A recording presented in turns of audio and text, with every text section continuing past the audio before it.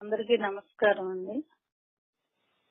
పోయిన సత్సంగంలో పంచకోశములు ఆత్మజ్ఞానంచే బాధితములు కాగా సచ్చిదానంద స్వరూప ఆత్మయే సత్యముగా తేలుచున్నది. బాధితం అంటే అవి ఆత్మ కాదు అని తెలుసుకున్నాక మిగిలింది ఏంటయ్యా అంటే ఆ పరమాత్మేనని తెలుస్తుంది.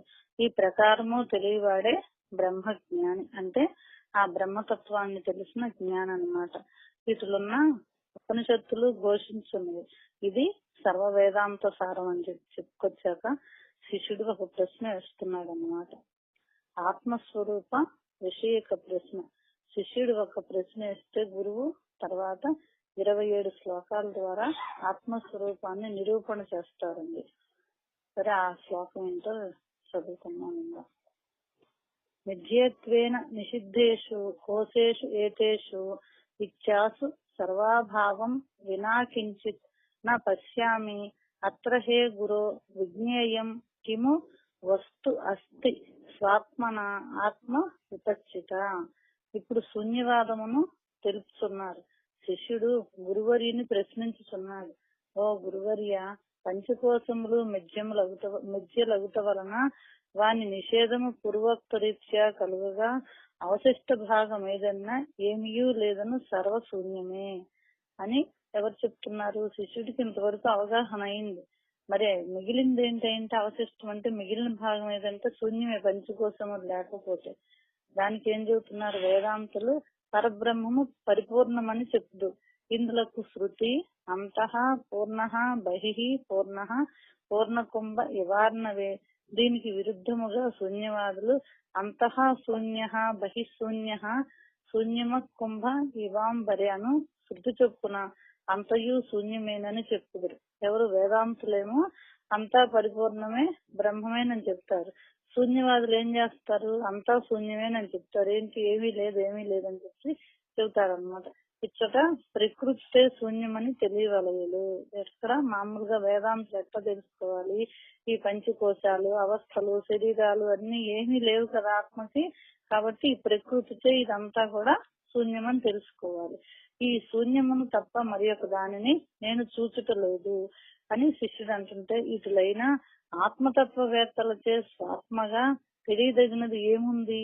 మరి అక్కడ ఏమీ లేదు కదా. దానికి పేరు లేదు, రూపం లేదు, నామం లేదు, చిన్న పెద్ద అసలు ఏమీ లేదు. అది శూన్యమే అని భావం అని అక్కడ నిరూపించుకుంటున్నారు ఎవరు? శూన్యవాదులు. వేదాంతులు ఏం చెప్తున్నారు? ఈ చోట గురువు ద్వారా శిష్యుడు వేదాంత తత్వమును శ్రవణము చేసను. ఇక్కడ ఏం చేశాడు గురువు? అదంతా విన్నాక కూడా వేదాంత తత్వాన్ని శ్రవణం చేశాడు. అయినను శిష్యునికి అనర్థ నివృత్తి మాత్రము కలిగను. అసలు శిష్యుడికి అనుభవం కలగల. పంచకోశ రూపావరణము తొలగను. పంచకోశములు కావనేది నిర్ధారణ అయింది, కానీ ఆత్మస్వరూపం తెలియబడల. ఇకను స్వరూప విచారణ చాలా నందున ఆనంద ప్రాప్తిని బడైకయున్నాడు. అది రహస్యం. తెలియబడలేదేంటయ్యా అంటే పంచకోశాలు ఆవరణం అయితే తొలగింది, ఇది కాదు అని చెప్పుకుంటున్నాడు, నమ్ముతున్నాడు. గాని తనకి తన స్వరూపము, తన స్వస్వరూపం గురించి తెలియలే, ఆనంద ప్రాప్తి పొందలే అతను. ఇకను ఆత్మతత్వం అతనికి గోచరము కాలేదు. దీపముచే చీకటి పోయినా మాత్రము చాలదు, ప్రకాశము కూడా అపేక్షితమే. అపేక్షితం అంటే అసలు మనం దీపాన్ని ఎందుకు తెచ్చాం? చీకటిని పోగొట్టుకోవటానికి తెచ్చాం. కానీ ఇక్కడ ఏమైంది? చీకటి పోయింది మాత్రం గాని వెలుతురు రావట్లే. ఎందుకని రావట్లేదు అంటే చెప్పుకొస్తున్నారు అన్నమాట. అటులనే అనర్థ నివృత్తి ఆనంద ప్రాప్తియు రెండును ఆవశ్యకములే. అనర్థ నివృత్తి అంటే తెచ్చిపెట్టుకున్నంత పోవాలి, ఆనంద ప్రాప్తి రెండు ఆవశ్యకములే.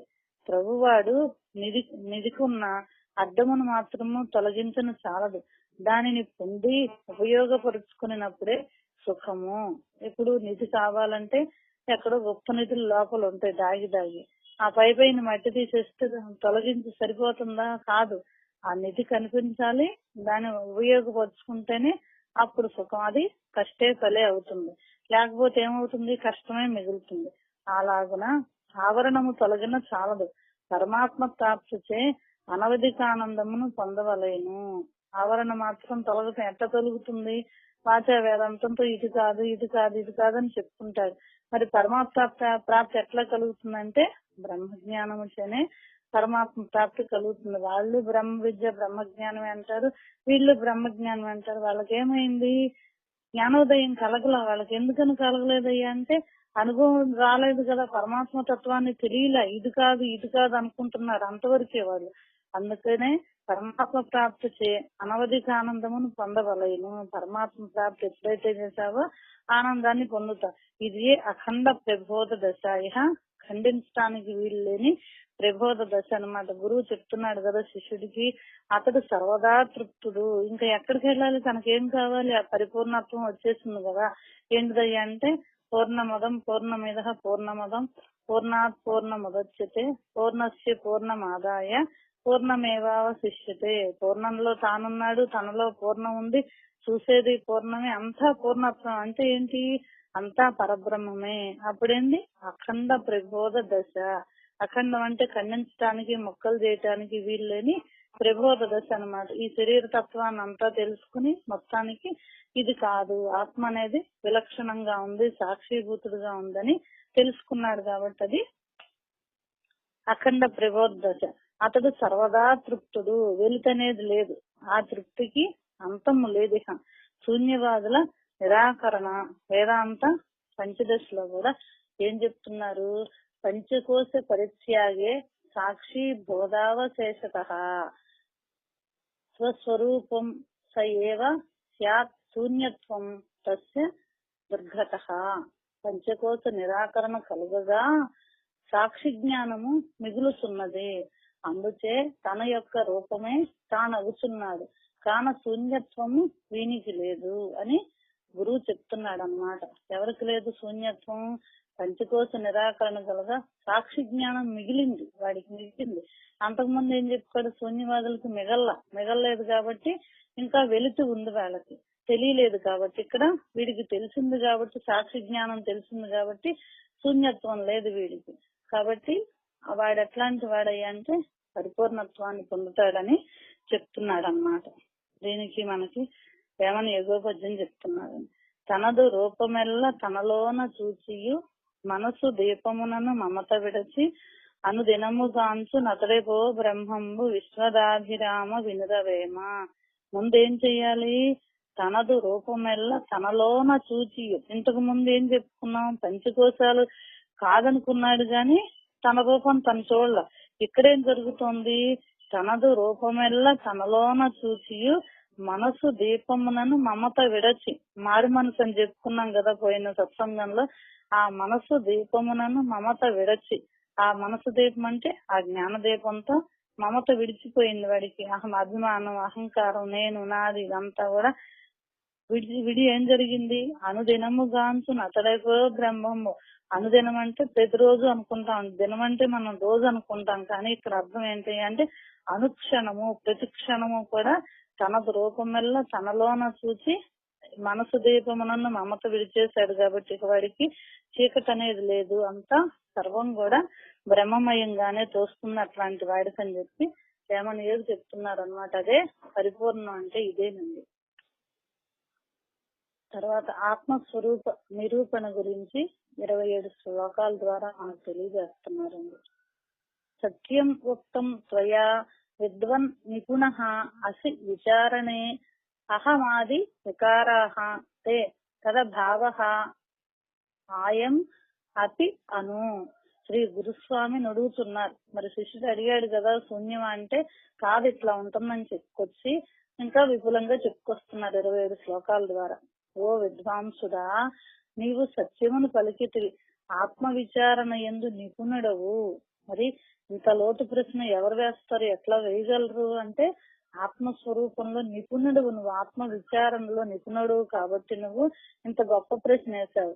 అహంకార మమకారములు మొదలైనవి వాని అభావము అంటే ఉత్పత్తి నాశనములు. అహంకారం మమకారం తెచ్చిపెట్టుకున్నాం కదా, మరి తెచ్చిపెట్టుకున్నదంతా మనం తెచ్చిపెట్టుకొని ఈయన్ని భగవంతుడు ఆట అనుకుంది ఏదైనా సరే దాంట్లో తాదాత్మ్యం చెందుతున్నాం కదా. అభావం ఉత్పత్తి నాశనం ఉన్నాయి, ఆత్మచేతనే తెలియబడుతున్నవి. అవి ఎట్లా తెలియబడుతున్నాయి మనకి? ఆత్మచేతనే తెలియబడుతున్నాయి, ఇంకో రకంగా లేదు. నేను మమకారంతో ఉన్నాను, మోహంతో ఉన్నాను అని ఎట్లా చెబుతున్నాము?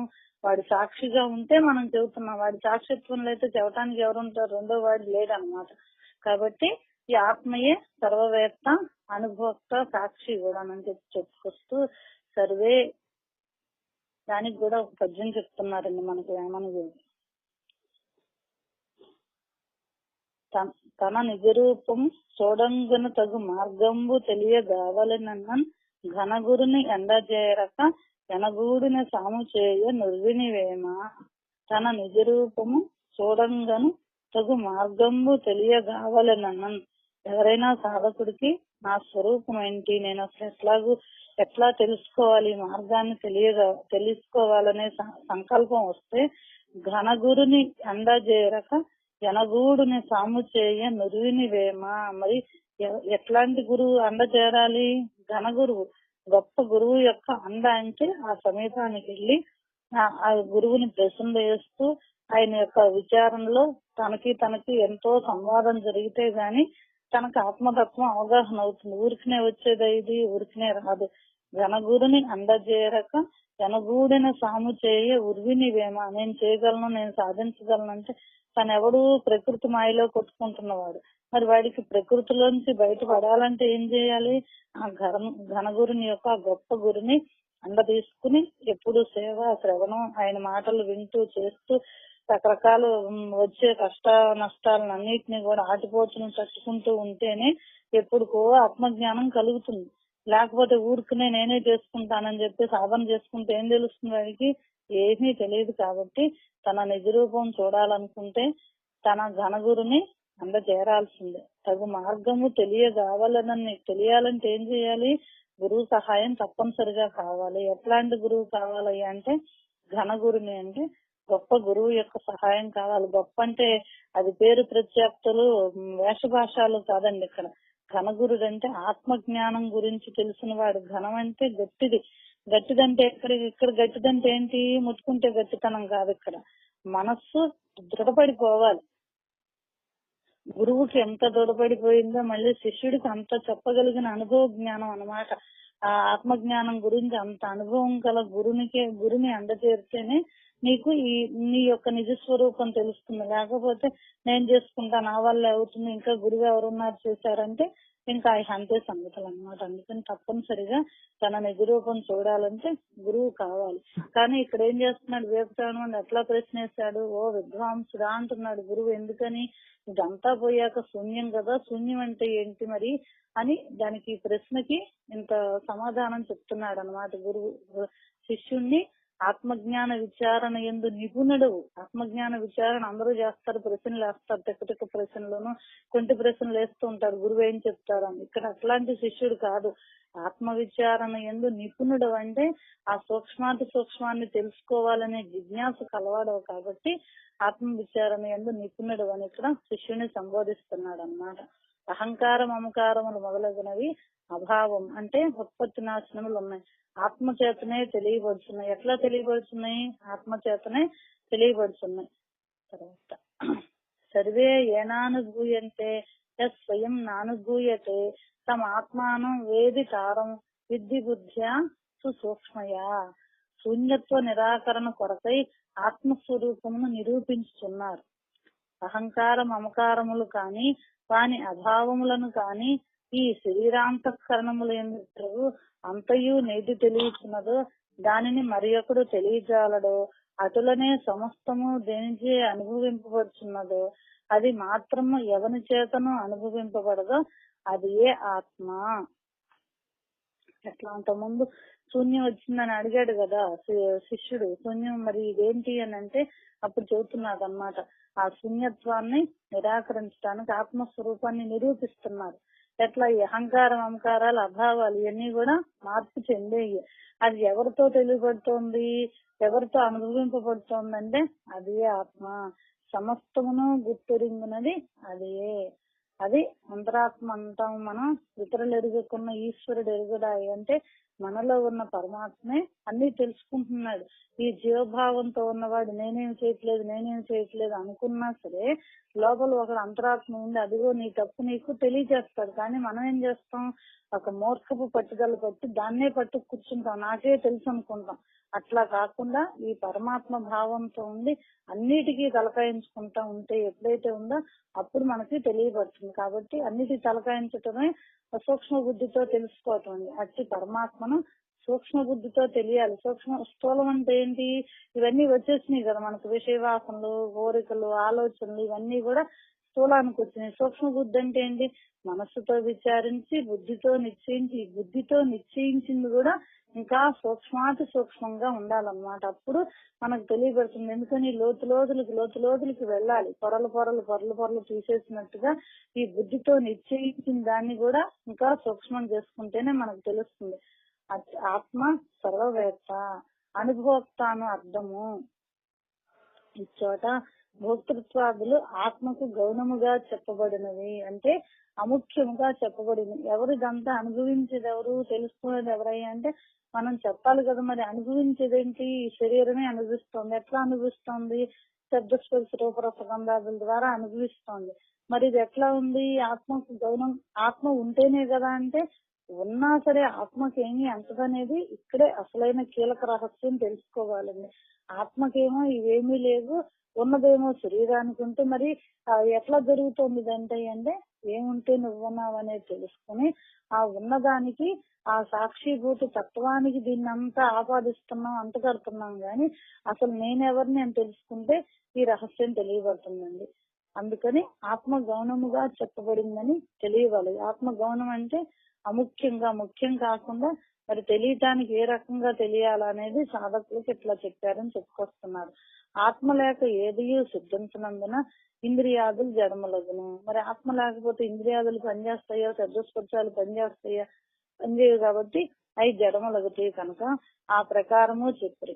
ఆత్మ శబ్దార్థ నిరూపణ శంకర భాష్యంలో ఆత్మ ఆత్మోతే రతే రతత్సేవ తరహ సర్వజ్ఞ సర్వశక్తి అశనాయాది సర్వసంసార వర్జిత నిత్య శుద్ధ బుద్ధ ముక్త స్వభావో జో జరో మృతో భయ ద్వయో వై ఆత్మ అనుశబ్దము. ఆప్నోతి ఆపుర్ వ్యాప్తో అను ధాతువు నుండి పుట్టినది. ధాతువు అంటేనండి శబ్దము లోనగునది. ఆ శబ్దం ఎక్కడి నుంచి వచ్చింది, నీళ్ళు. ధాతువు అంటే అది సప్తధాతువులు అంటాం కదా మామూలుగా మనం. ఈ శరీరంలో ఆ చర్మము, మధ్య అవన్నీ ఉన్నాయి కదా. అట్లాగే ఇక్కడేంటి, ఈ మనకు శబ్దానికి వచ్చే ధాతువు అన్నమాట. ఈ ధాతువు నుండి పుట్టింది. అప్పుడు వ్యాప్తో అను ధాతువు నుండి పుట్టింది. ఏంటిది, ఆప్నోతి అని అర్థమును. ఆత్మ సర్వవ్యాపకుడు. ఆప్నోతి అంటే ఆ ధాతువు నుండి పుట్టింది. ఆత్మ ఎట్లాంటి వాడు, సర్వవ్యాపకుడు, అంతటా నిండి ఉన్నాడు. అద భక్షణే అత్తి అను ధాతువు నుండి కలిగినది, దాని అర్థము. సర్వభోక్త. తర్వాత అతనాత్యగమనే అతతి అను ధాతు నిష్పన్నము, దాని అర్థము సతత గమనశీలుడు, అన్నిటినీ గమనిస్తున్నాడు, అన్నిటినీ తెలియవాడని భావము. దీనికే మరి ఒక ప్రమాణ శ్లోకము. యచ్చాప్నోతి యదాదత్తే యచ్చాత్తి విషయానిహ యచ్చాప్య సంతతో భావ తేన చాప్నేతి గీయతేహి. ఎందువలన వ్యాపించుచున్నదో, ఎందువలన గ్రహించుచున్నదో, ఎందువలన విషయములను అనుభవించుచున్నదో, ఎందువలన దీనికి ఎల్లప్పుడూ ఉండుటయో అందుచే ఆత్మయని చెప్పబడుతున్నది. ఇది అంతయు ఆత్మ విషయమున గౌణము అంటే అముఖ్యమే. కానీ ఎట్లా మరి తెలుసుకోవాలంటే, చెప్పాలంటే ఒక మాట కావాలి, ఒక సత్సంగం కావాలి. మరి సత్సంగం వినకముందు, మనకు అనుభవం కాకముందు ప్రకృతిలో మౌనంగా ఉన్నాం. ప్రకృతి ఆత్మతత్వం అసలు తెలియదు మనకి, మౌనంగా ఉన్నాం. అప్పుడేంటి, ఆత్మతత్వం తెలియక మౌనంగా ఉన్నాం. అంతా తెలిసి పండిపోయాక పరిపూర్ణం వచ్చాక కూడా మౌనంగా ఉన్నాం. ఆ మౌనానికి ఈ మౌనానికి తేడా ఏంటి అంటే మధ్యలో నేనెవరో తెలుసుకుని ఈ సృష్టి రహస్యం ఇదంతా తెలుసుకున్నాక మౌనం వచ్చింది. తెలియక ముందు ఆత్మతత్వం గురించి మౌనంగా ఉంది. ప్రకృతిలోనే దాంట్లోనే వాళ్ళాడుతున్నాం కాబట్టి ఇక్కడ ఆత్మ విషయము గౌణం అంటే ముఖ్యమైనది కాదు. కానీ ఏం చేయాలి మరి, చెప్పుకోవాలంటే తెలియాలి కాబట్టి భాష కావాలి. భాషతో చెప్పుకుంటే ఈ ధాతువు అంటే ఈ లోపల ధాతువుకు ఆధారం ఏంటి, లోపల పరమాత్మ. మరి పరమాత్మ గొప్పదా ధాతువు గొప్పదా అంటే పరమాత్మే గొప్పవాడు. కానీ ధాతువు గురించి తెలుసుకోవాలంటే తెలుసుకుంటే మనకి విషయం అవగాహన అవుతుంది. కాబట్టి ఒక చోటకు మనం ప్రయాణం చేసి వెళ్దాం అనుకున్నప్పుడు ఈ వెళ్ళాలనుకునేది కావాలి, నడక కావాలి, వెళ్ళటం జరగాలి. వెళ్ళాకేమైంది, నడక లేదు, వెళ్ళాలనుకోవటం లేదు. ఇక్కడ కూడా మనకి గౌనం అంటే తెచ్చిపెట్టుకున్నది ఆత్మ విషయం.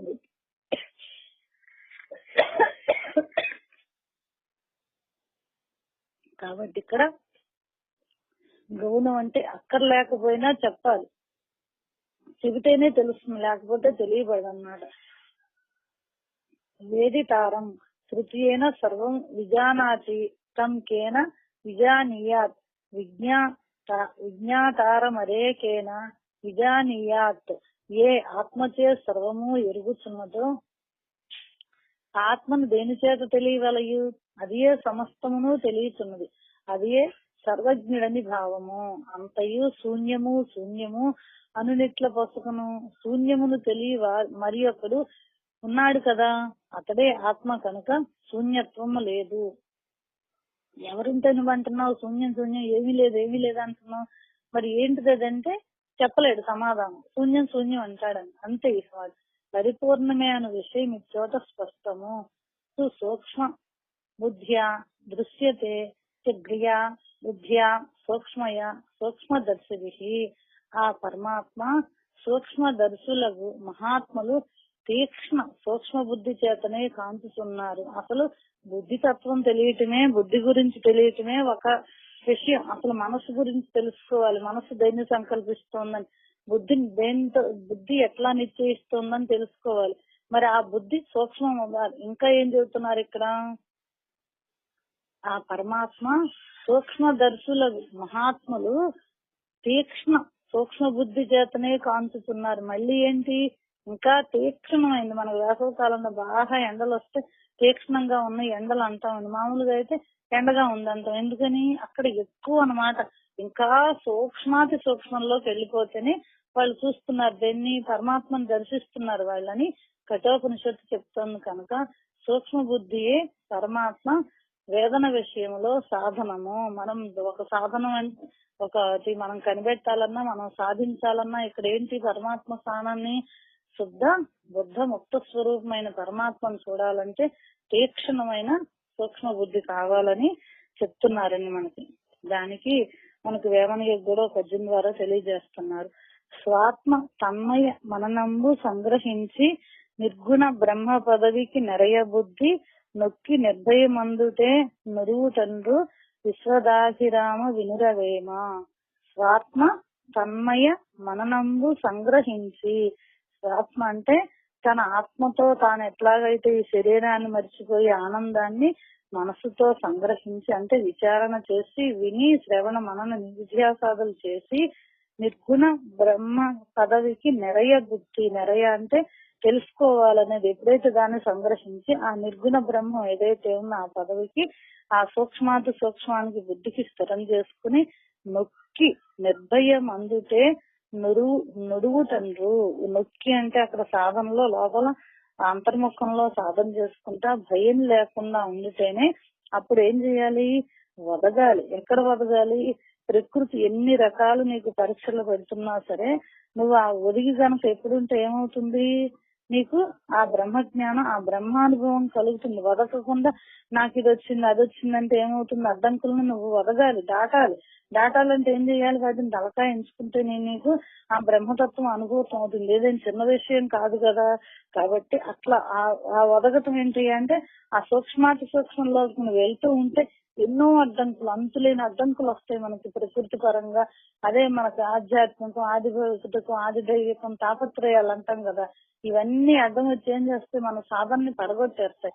కాబట్టి ఎట్లాంటి పట్టు పట్టాలంటే ఇట్లాంటి విషయంలో పట్టు పట్టరాదు, పట్టు విడువరాదు, పట్టినేని బిగియ పట్టవలయి, పట్టు విడుచుట కంటే పరగతచ్చుట మేలు విశ్వదాభిరామ వినురవేమ. పట్టు విడిస్తే ఏం జరిగింది, చచ్చిపోతాడు. కానీ పట్టు విడవకుండా పరగచొచ్చటం మేలు ఎక్కడ జరిగింది? అది భగవద్గీతలో చెప్పినట్టుగా సాధకుడు సగం కాస్త సాధన చేసేసి మధ్యలో ఏమైపోతాడని అడుగుతాడు అర్జునుడు. ఏమైపోతాడు? ఎప్పుడైతే సాధనలో ఎక్కడైతే ఆగిపోయాడో మళ్ళీ జన్మకు వచ్చేటప్పటికి ఈ లింక్ దానికి అందుకుని, మరి ఎందుకని అందరూ ఒకే రకంగా ఉండట్లేదు అయ్యా అంటే, పూర్వజన్మ వాస్తవంతో పుట్టినప్పటి నుంచే జ్ఞానంతో, మంచి మాటలతో, మంచి భావనలతో ఉంటాడు వాడు. ఎందుకనయ్యా అంటే ఇది రహస్యం. కాబట్టి చచ్చిపోవటం అంటే ఏంటి? పట్టు విడుచుట కంటే పరగ చచ్చుట మేలు. అంటే దాంట్లోనే ఉండి చనిపోతే మళ్ళీ జన్మ కలుగుతుంది. కామో నేను ఈ కష్టాలను భరించలేను, నేను ఇది చేయలేను అనుకుంటే ఏమవుతుంది?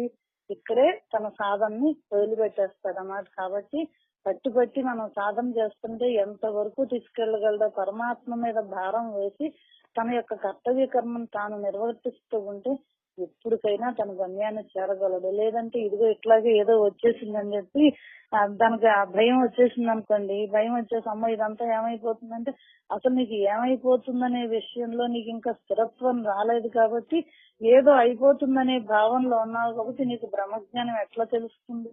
కాబట్టి తెలియాలంటే భయం లేకుండా ఒదిగి ఉండాలని చెప్పి ఇక్కడ మనకి విశ్వదాభిరామ వినురవేమ అని మనకి వేమనయోగి చెప్తున్నారండి.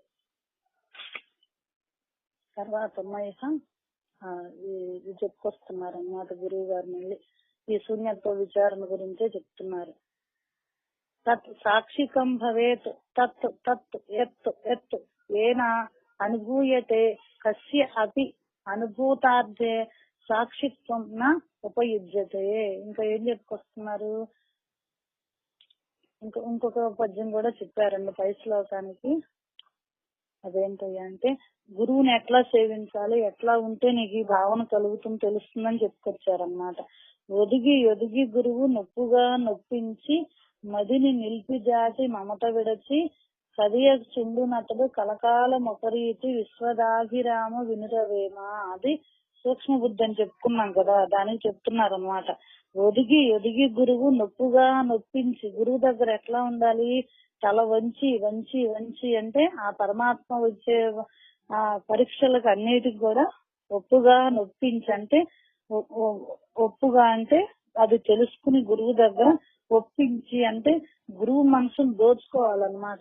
అమ్మో నా శిష్యుడు ఎంత గొప్పవాడు అవుతున్నాడు అనే స్థితికి తానుగా గురువు మెచ్చుకోవాలి. అందుకని ఒదిగి మదిని నిలిపి జాతి మమత విడచి, అప్పుడైతే ఒదిగి మనసు నిలపాలి. ఇప్పుడు ఆ గురువు చెప్పిన మాటలు, గురువు చెప్పిన సాధనలో మనసు ఏకాగ్రత చేస్తే జాతి మమత విడచి ఈహాన్ని విడిచేసేసి కదియకుండునతడు కలకాలం ఒకరీతి. ఎప్పుడుంటాడు వాడు?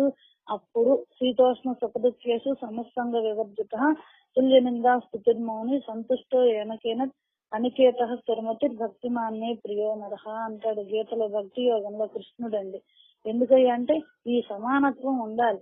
శీతోష్ణాన్ని ఉష్ణాన్ని సమంగా భౌతికంలో చూసుకుంటా ఉండి, ఆంతర్యంలో చూసుకుంటా ఉండి, దీనికి దానికి సమన్వయం చేసుకుంటా ఉండి, అసలు సమానత్వం ఏదైతే ఉందో ఆ పరమాత్మ తత్వం అట్లా ఉంటే ఎప్పుడు కూడా కలకాలం ఒకరీతి, కష్టం వచ్చినా సుఖం వచ్చినా లాభం వచ్చినా నష్టం వచ్చినా ఏదైనా అన్నిటికీ కూడా తను ఓర్చుకుంటాడు అన్నమాట. ఎట్లాగూ ఒక చెట్టుకి కాయ కాస్తే తుఫాన్లకి వాటికి ఎట్లయితే ఓర్చుకుని చివరి దాకా దాన్ని చెట్టుని అంటి పెట్టుకుని పండు ఎట్లా అయితే పక్కన పండు రాలిపోయిందో, వీడు కూడా పరమాత్మ భావాన్ని పొంది శరీరాన్ని తానుగా వదిలేస్తాడు. చెట్టుని ఎట్లయితే పండు వదిలేసిందో తాను కలకాలం ఒక రీతిగా ఉండి భౌతికంలో ఉన్నంతసేపు రాజయోగం చేసుకుంటా ఇట్లాగే ఉండి చెట్టు నుంచి పండు ఎట్లయితే రాలిపోయిందో ఈ శరీరాన్ని తాను వదిలేస్తాడు అని చెప్పి మనకి కలకాలం ఒక రీతి ఉంది అంటాడని విశ్వదాభిరామ వినురవేమ అని చెప్పి మనకి వేమన యోగి ఇట్లా చెప్పారండి. అందులోనేమో